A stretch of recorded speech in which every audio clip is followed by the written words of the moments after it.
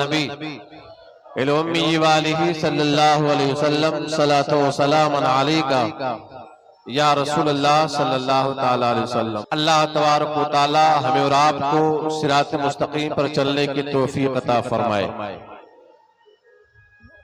میں تو کہتا ہوں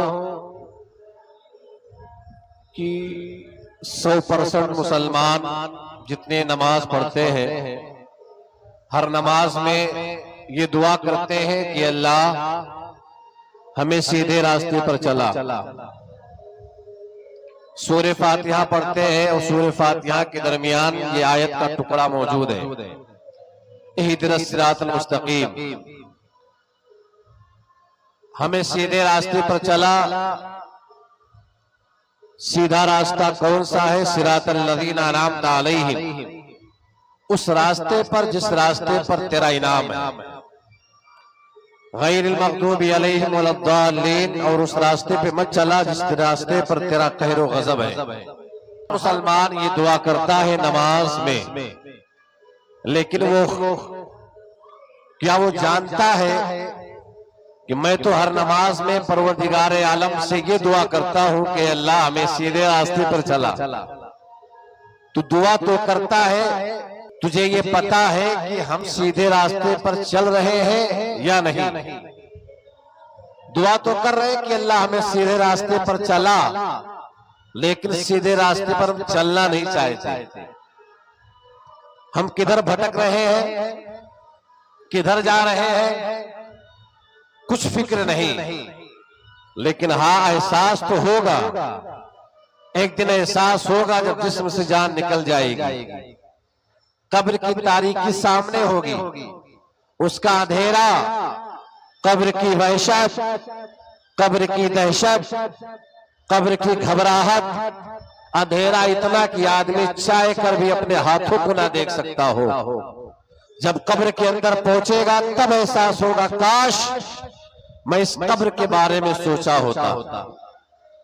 دنیا کے بارے میں پیدا ہونے سے مرتے دم تک دنیا کے حوالے سے سوچتا رہا، آگے یہ کرنا ہے، آگے وہ کرنا ہے، ابھی یہ کرنا ہے، ابھی وہ کرنا ہے، لیکن کاش دنیا کے سے زیادہ میں قبر کے حوالے سے سوچتا تو آج میری قبر تاریکیوں میں نہ ہوتی بلکہ روشنیوں میں تبدیل ہوتی، اللہ کا نور بھرا ہوتا، اور آج میرے ہاتھ پھیلانے کے اس قابل نہیں ہے کہ میں اپنا ہاتھ دونوں بازوؤں کو پھیلا سکوں، تنگ دستی اتنی ہوتی ہے میرے عزیزوں، لیکن اس کے لیے قبر نہیں رہتی۔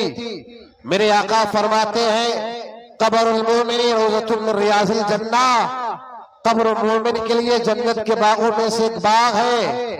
گزشتہ جمعہ میں آپ نے سماعت کیا مومن ہے کون اور مومن کسے کہا جاتا ہے؟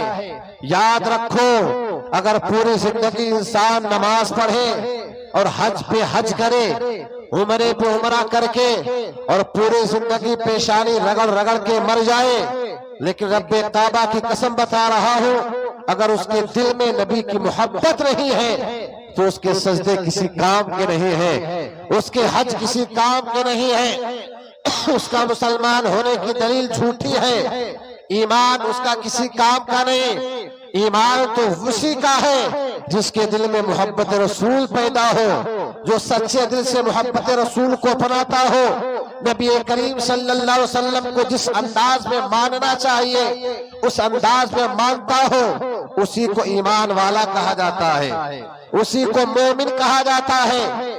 اسی مومن کے لیے جنت ہے اور اسی مومن کے لیے آقا کریم صلی اللہ علیہ وسلم کی شفاعت ہے، اور وہی مومن اگر گنہگار کی بنیاد پر، بے نمازی کی وجہ سے اگر خطاؤں کی بنیاد پر جہنم میں ڈال دیا جائے گا تو اسی دیوانے کو آقا کریم صلی اللہ علیہ وسلم جہنم سے نکال کر جنت کی فضاؤں میں لے کر جائیں گے۔ لیکن جس کے دل میں محبت رسول نہیں ہے، یاد رکھو وہ کسی کام کا نہیں ہے۔